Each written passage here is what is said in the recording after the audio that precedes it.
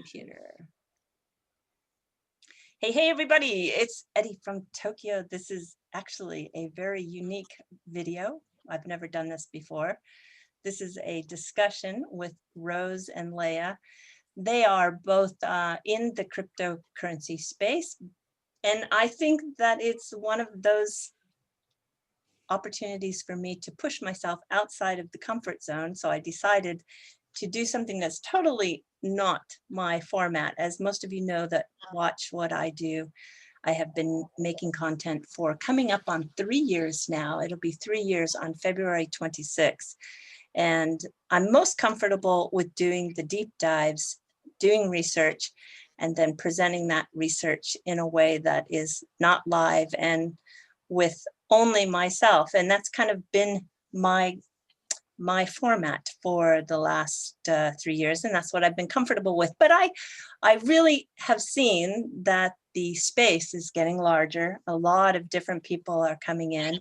Luckily, there is communities that are getting and attracting some really good brains, and I think I have 2 real big brains from this space. This is XRP Rose and Layah Heilpern, and I just want to thank you so much, both of you, for coming on and taking a chance, because this is either going to be a big flop or it's going to be considered fun to watch. And if it is, then that's great, because hopefully other people will also follow suit. So I'm going to start with XRP Rose. Let her do a little bit of self-introduction, and then we'll rotate down to Layah. So XRP Rose, this is a big deal for you, right? It's the first time you've been on camera. It is, Eri, yeah, and I just want to say thank you so much for having me this evening. It's an absolute honour to be on your video this evening. And obviously welcome to everybody within the XRP community. Obviously a lot of people know me as XRP Rose. I have kept my face concealed now for coming up to 2 years in March, and I thought now would be the best time than any to sort of reveal who I am once and for all. And yeah, hello to everybody. Thank you for the support to me over the years. So you're not a man? I'm not a man, I am a woman. I'm kidding you, because I know a lot of people make up some crazy conspiracy theories when people don't show their real identity. But I understand it's very revealing, and it's something that is not maybe comfortable for everyone to do. So, but I really appreciate you giving everyone a chance to see you in person and come on to this format that has never been tested before. and you, as everyone will find out, we have not orchestrated this. We've not created some strict format. This is a very much shoot from the hip kind of discussion. And Layah, where are you? Where are you? What are you doing? Tell us a little bit about yourself. Yeah, for sure. Firstly, it's great to meet you both. Eri, thanks so much for having me on. And thank you for the video that you did on your channel. That was really cool. I really appreciated that. So my name's Layah, as you know. At the moment, I'm based in the UK. I'm from England. I'm English, despite not really looking at it. We're not sure what happened there. We'll figure that one out. So I do a lot of video content, all about cryptocurrency. I focus mainly on Bitcoin and Ethereum. I do a lot of news, interviews. I work for different channels. One of the main channels that I work for are Exodus, so check them out. They're really, really cool. I work for Altcoin Buzz, and then I have my own podcast, which was the one that you showed on YouTube. So that's kind of what I'm up to. And I come from the traditional world of journalism and news and all that stuff. Yeah, Layah, I think Altcoin Buzz is one of the original channels that I was listening to back in 2000. I know for sure 2017, yeah. Maybe even 2016. They've been around a long time. Yeah, Altcoin Buzz are amazing because they have a really healthy mentality, which is slow and steady wins the race. So they're not looking to be super loud and brash and make crazy predictions. or even just like, they won't take on any old sponsorship. They will only do quality content with good people. And that's something that when I first joined, the CEO was like drilling into me. He was like, no, Layah, we do it like this, not like that. And I'm like, okay, I got it. And he's like, that's how you last in this space. There are too many people that come and go. And I'm like, okay, understood. Thank you. Yeah, but he's right. You know, I think that the slow and steady, I've done that approach. I went for the first 3 months with less than 12 views on my video, but I kept at it, and I've continued, and it's really been a passion project. Like so many people who are in this space do it because they love the space. They're in love with the technology. And so that slow and steady, I guess I can really relate to. So let me share with the audience what it is we've done. The only instructions that Rose and Layah have had is that they have to come up with a topic, and that topic has not been pre-screened. So neither of us know what the other one is going to bring up, but we're going to use everybody's topic to just spend a little time discussing.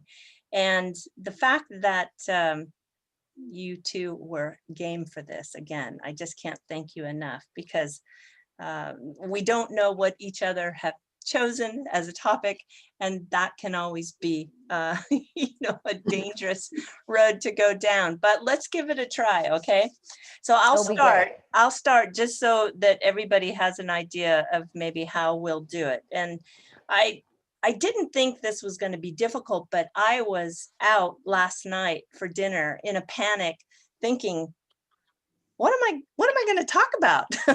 I hadn't really decided.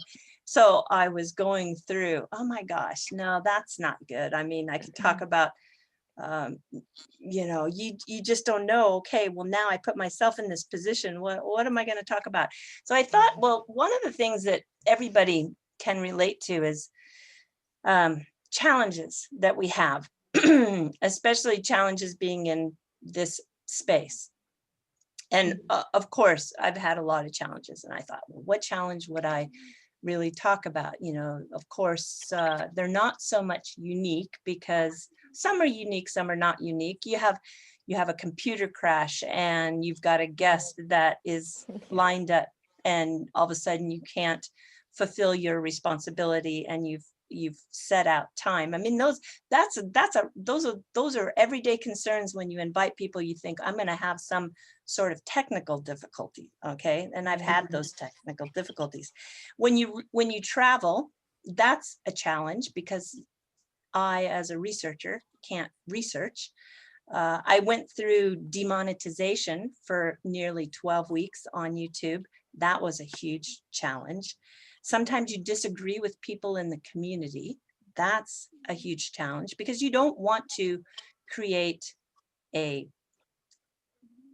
this side, that side. And so I try to overcome those challenges. But I'm going to tell you, the one challenge that really stands out for me is the crypto winter.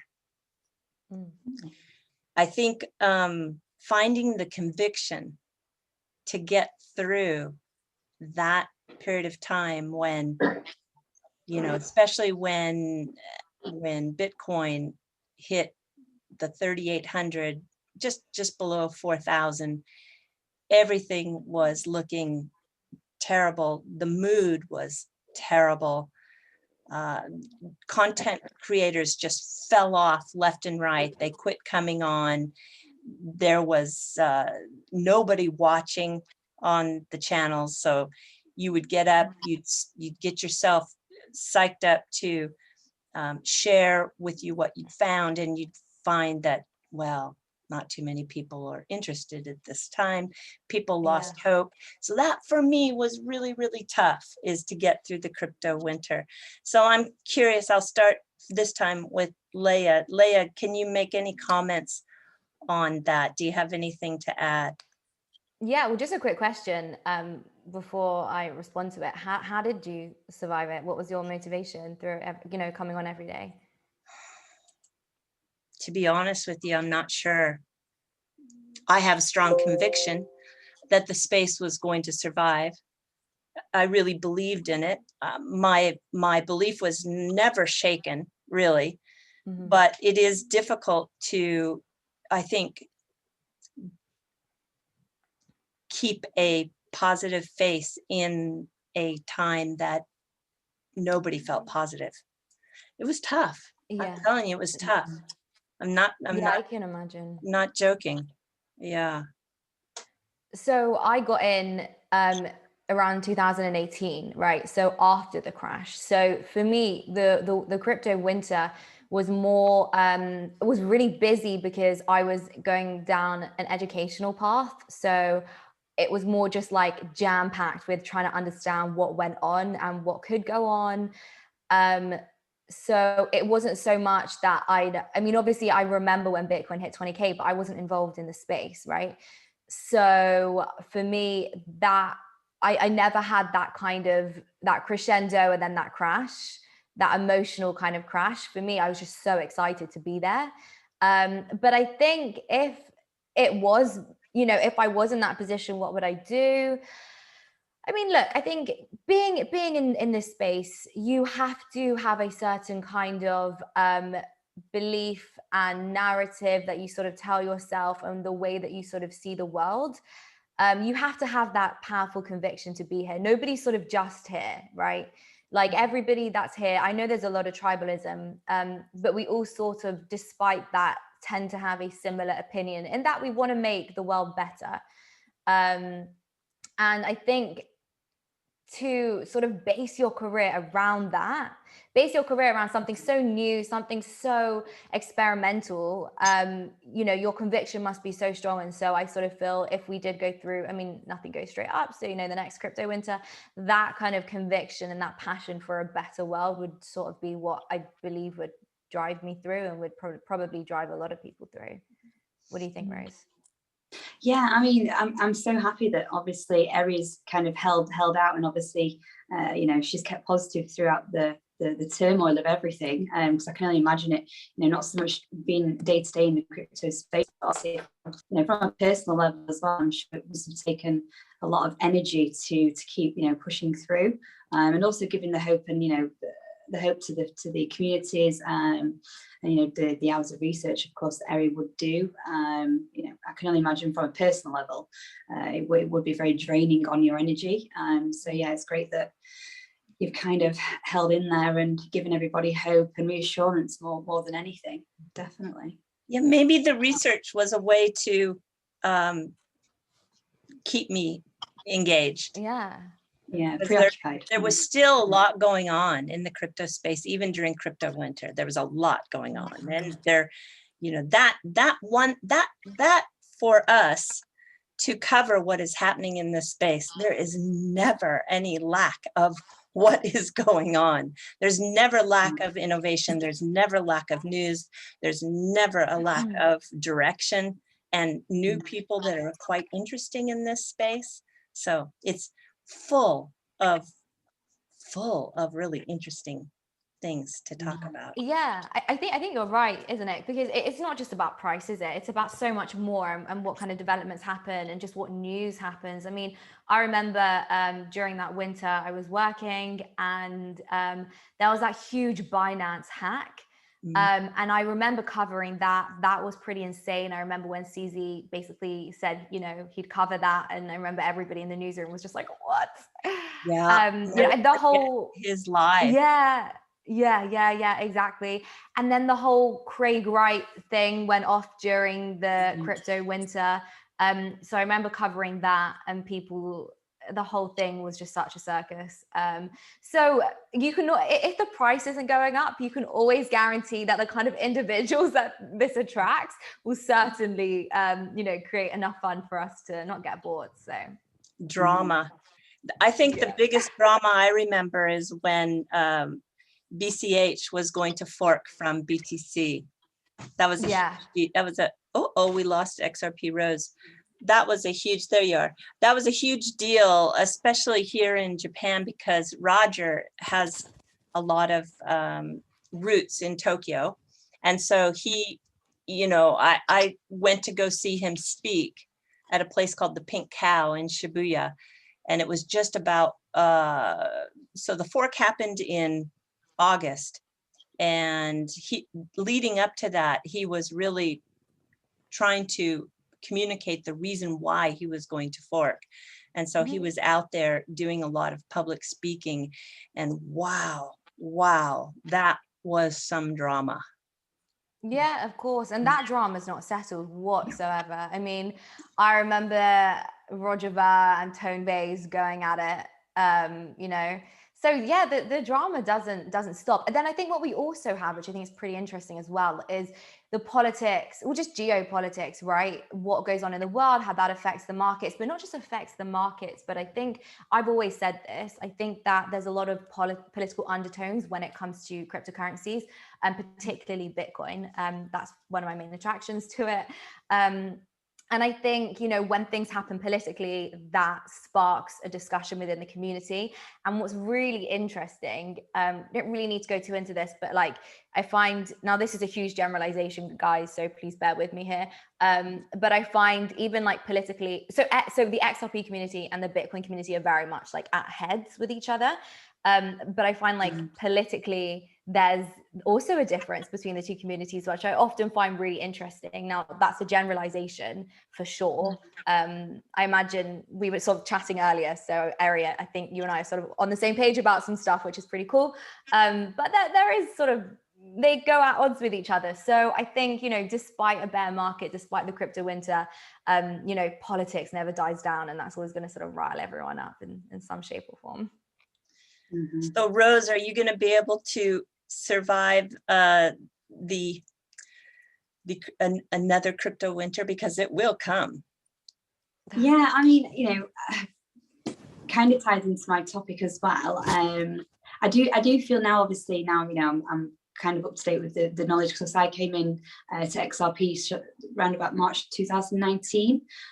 So I've kind of put myself up to speed, obviously, with previous events.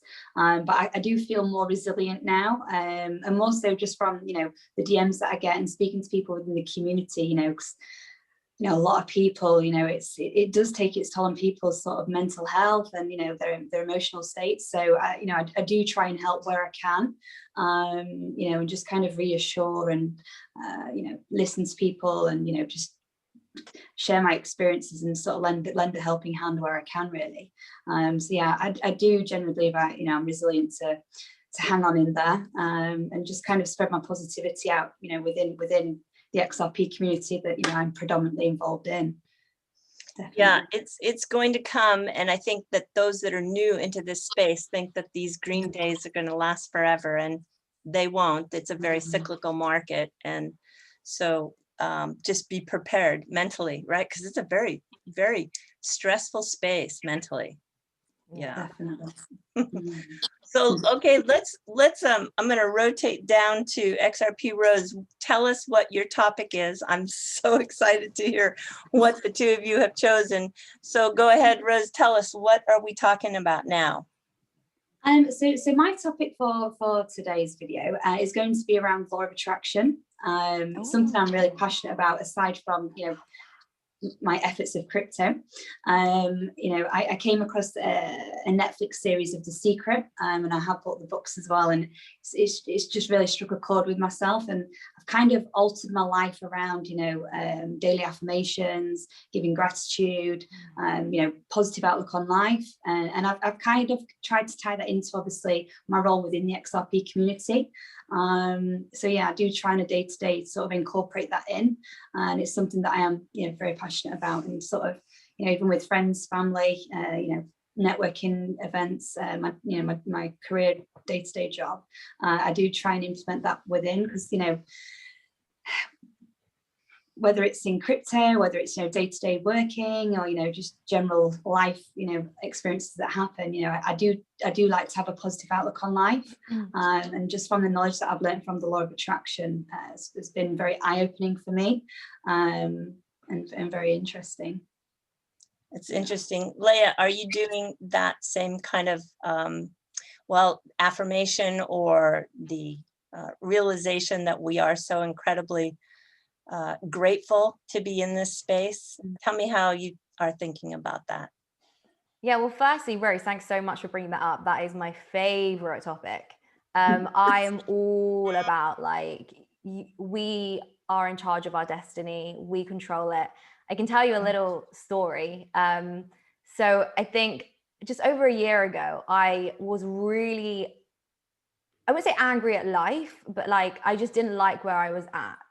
And I'd experienced something which I loved so much, and it was kind of like taken away from me. And I was so angry. Like I was so happy with that. And then it was taken away from me. And I was just fuming. Anyway, I couldn't think of anything else. I was just I knew what I wanted and I could see it.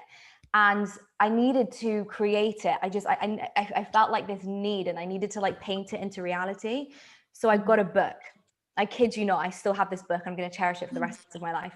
And on the first, obviously a book is like this. On the first page, I'd write gratitude, and I'd write everything that I'm grateful for, what happened that day. And I would date it. So I have the date. And I'd write everything that I'm grateful. And I mean, literally like a phone call. This person smiled at me. It made my day. The fact that I was able to lift weights in the gym, I'm so grateful for that. I went into detail. And then on the next one, I wrote vision. So I didn't say, I want this. I said vision. And then I wrote it as if I already had it. So I said, I am working here. I make this much money. I do this. I live here. I feel like this. And I kid you not, I have literally manifested within a year 95% of it and beyond. I'm working on that 5%, and I believe there's a reason why I haven't got that 5% yet. But I kid you not, 95% of it I've done and beyond, and I can't believe it. And it's written in that book, which one day I will share, but it's really personal, so I can't. But I'm with you. Like it's all about what you put out there is what you'll get back. Yeah, and there's a lot of truth there. Do you remember the jar of gratitude that people said that if every day you write down there was I don't know, a couple of years ago where a lot of people were talking about writing down what you were grateful for that day, and put that on a piece of paper and put it in a jar. And then at the end of the year, you open up all those pieces of paper to reflect back on that 12-month period. And it was, for a lot of people, I think it was world changing. I have more thoughts. I mean, so it's like one of my favorite topics, honestly. I think I could do better when it comes to gratitude. I'm a little bit grumpy at the moment. I'm grumpy again, but no, I'm good. But I think that the reason why gratitude is so magical is because when you show somebody love, because that's really what gratitude is, right? No, sorry, when you're grateful for so much, your behavior towards other people changes. And, it's just little things which piss people off. It's just little things, you can get under somebody's skin, the way you phrase something, whatever it is. And once you don't have any more hang-ups, because we all have hang-ups, we all have insecurities, we all have hang-ups, we all have things. Once you no longer have those because you've been practicing gratitude, your relationship and communication with other people changes, and actually they will like you so much more. And you won't have weird energy between them. And I've noticed that, like I went through a period when I was much younger in my teenage years, and I was quite sick.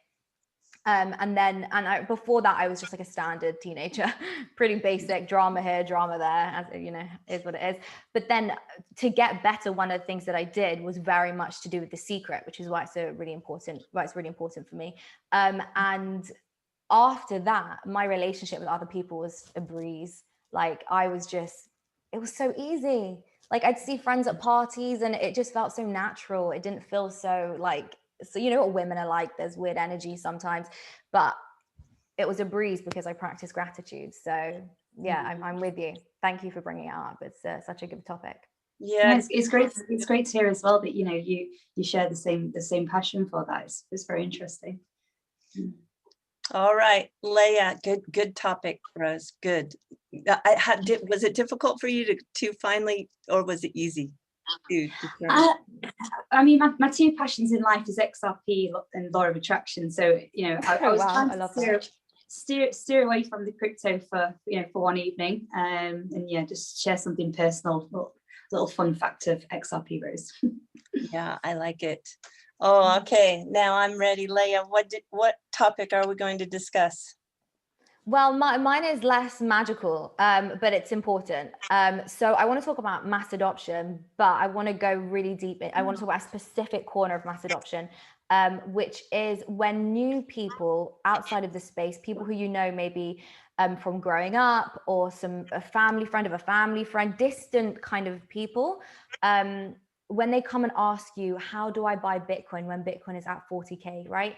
So the reason I bring this up is because I had a lot of people from I used to go to school with. I had my ex-boyfriend's dad calling me up, asking me how to buy. Now, I'm all about helping people, but I just have a concern. And this is something actually that my brother brought up to me, and he's totally right for bringing it up to me. Now, if you're dealing with people that have no idea what to do, they don't understand the idea of sending it from one address to another and all these sorts of things, my fear is that they would hold me or you responsible when things go wrong, right? Because things do go wrong if you put the wrong address in, or, you know, like there are so many like little like nitty gritty things that you have to do on platforms. And these platforms aren't simple, even though they seem simple to you and I, they're actually not. So my question is, and my topic, I guess, really is like, how far do you go when helping people? I'll just give you a quick story. So a colleague of my mum called me today, and she wanted me to help her. And that was great. I was totally happy to. But the thing is, you know, I was afraid, because I don't want her to sort of start putting her money somewhere and then it gets stuck and then it gets locked in and then you can't get it out. You stake it for this long, but I thought I could make gains in 3 months. Like, I don't want to be held responsible. So what do you do, and how do you not sort of be rude to people, and you don't want to ignore them, and you know, you want to encourage them to get in, obviously. So how do you go about that? Yeah, well, I don't mind going. I do have this question many times myself, whether it's, you know, through friends and family, or, you know, through Twitter, and I do always say, you know, don't invest, you know, more than you are prepared to lose. I would never generally give financial advice. You know, nobody can predict prices. You know, nobody knows what tomorrow may bring. So I do share my passion, and my number one passion is XRP. I don't hold any other coins, and that's just through my own personal choice. So yeah, I do give them my, you know, my story, and, you know, the reasons why I invest, and, you know, the hope that I have. But I would never, you know, like yourself, I wouldn't want to, you know, push it on somebody and ultimately, you know, it be sort of a failure to them. And it is very hard, especially when, you know, somebody's, you know, a best friend or somebody, you know, family member very close, you know, they're wanting your advice. You know, it does put you in a bit of a rock and a hard place. But I do like to share, you know, my own personal beliefs on things, but I do stress that, you know, that is your decision. I'm just, you know, sharing my experiences with you, kind of thing. Yeah. What are your thoughts, Eri? Yeah, it's such a deep subject. I used to be an evangelist, and I used to talk about it all the time to everybody. And I felt like I had to do it because I was trying to help people. And I felt really bad for those people who didn't take the time to do their own research, and they thought it was a scam. And you know, I even put out on Facebook, when it was 18,000, I put a message out and then said, you probably think I'm really happy today that Bitcoin is 18,000, but I'm actually really sad because I know that 99% of you didn't buy in the dip. And it made me feel really sad. And now I'm not even going to go there with 40,000. I mean, I don't want to make people feel even worse that they didn't, you know, take a chance with just a tiny bit of money. My best friend did, but that was only because I really pushed her hard. I was an ambassador for an exchange, BitTrue, and which is one of those exchanges that is doing amazing work in terms of mass adoption. And Chris Wang is one of his main goals is to get mass adoption. when I was an ambassador, I came across that support role for so many people who sent to a wrong address, who forgot to put their destination tag, who lost the password on a backup email, so their funds got locked. I mean, I could tell you a gazillion stories. And that was a lot of work to help them. And so I think with the experience that I've had, I actually don't, gosh, how do I say it without sounding like I've kind of drawn the line. Either you're going to figure it out yourself and you're going to do it, or sorry, I'm not waiting for you. I'm not going to come, and I just can't, because the time that it takes to have even onboard one person is an incredible amount of time and energy. And I'm sorry, I did it, so I feel like you can do it. And maybe I'm with you. That might be a cold, heartless approach, but I can't hold everybody's hand around me, my family, my friends, whatever. I just can't. You need to do it on your own. And unfortunately, there's going to be a lot of people who come in very late into the space, and I feel bad for them. I don't know. It's a difficult subject, right?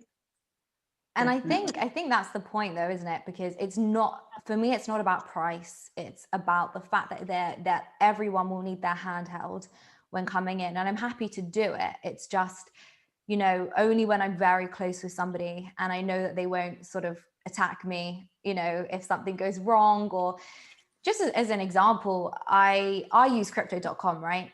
I really like it, but it's not actually straightforward, right? Like, it's not Uniswap, no, but it's not straightforward.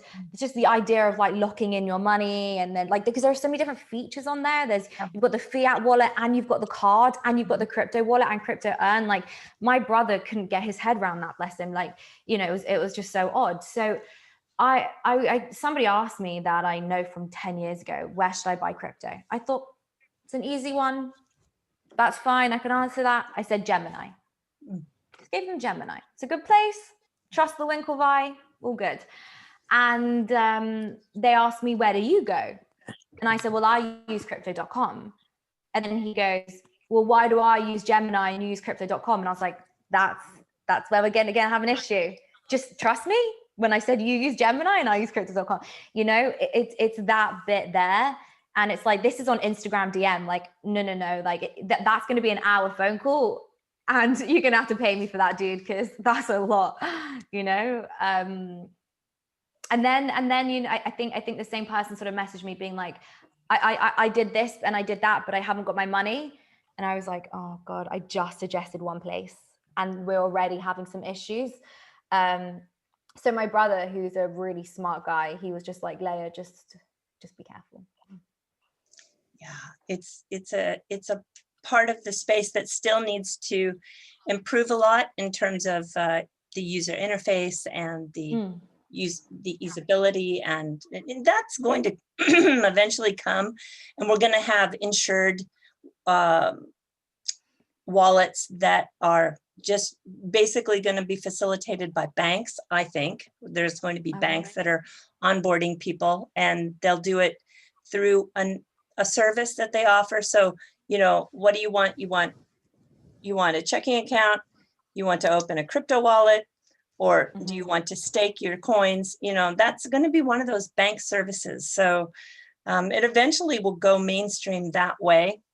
But until then, we probably will be asked to help a lot. And yeah, I mean, I do what I can do, but I can't bring everybody along holding their hand. Yeah. I think it's just the responsibility when things go wrong, or there's just a lack of understanding, and because it is so technical, and because it's also somebody's money, you're not just like buying clothes, you're dealing with money, hard-earned money. You have to, it's not something which you can just brush over. It's not something that you can be really nonchalant about. So yeah, I'm navigating my way through understanding that one. My best friend actually texted me, Layah, should I buy Doge? It's really cheap right now. I'll do it. And I'm like, no, I'm not telling you why, just no, okay? No, like, it's just like, but it's so cheap, but like Bitcoin's so expensive. And I'm like, yeah, I just said to her, no, I will leave it there. Yeah, they always have said the old wisdom is don't mix your friends and family and money. And so probably treasure in business. Yeah. That's probably good advice. Well, I just don't know what to say, except that I think we'll get close to wrapping it up. It's, wow, it's been a little over, well, I have an hour on the screen, although we did do a little conversation. I think what I'll do is I'd love to just wrap up some, last thoughts that you might have. And we'll start with Rose. And yeah, Rose, give us some final wisdom here. Yeah, so just to thank you to everybody for the support since joining the crypto space. Obviously super honored and grateful, Eri, for you to let me be part of this video this evening. Just want to say a little happy birthday to Brad Garlinghouse for today. It's his 50th birthday. So yeah, I'd like to say happy birthday to him. Yeah, just a huge thank you for everybody that's supported and followed over the years. Everybody to do your daily affirmations. I like to do 5 in the morning, 5 in the evening. Stay positive, stay healthy, and everybody to be safe and well. Yeah, nice. Layah. Well, XRP Rose, it was great to meet you and see your face. Eri, thank you so much for having me on. It was really cool. It was really nice to meet both of you and chat. Also, thanks to everyone for watching. My words of wisdom would just be, I don't know, I guess it would be just find something that makes you happy and hold on to that, and gratitude, really. And I know like things are really difficult right now, but my mom used to say to me when I was younger, you can't see beyond your nose. That's what she used to say to me. So things always get better, basically. So guys, thank you so much for watching. Please check out my channel on YouTube as well. I do lots of different interviews.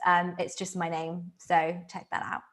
Yeah, you keep knocking it out of the park with the people that you have on your channel. I'm really enjoying it. And XRP Rose, I think you're going to really just boom in this new reveal that you've done. Yeah, sorry, with this new reveal you've done, it's really, I think, just wonderful. And thank you for taking this moment to do it. Layah, thank you. Rose, thank you so much. Yeah. Thank you so much. Please Nice take care, everyone, and talk to you soon. You too. Thank you so much. Bye-bye. Bye.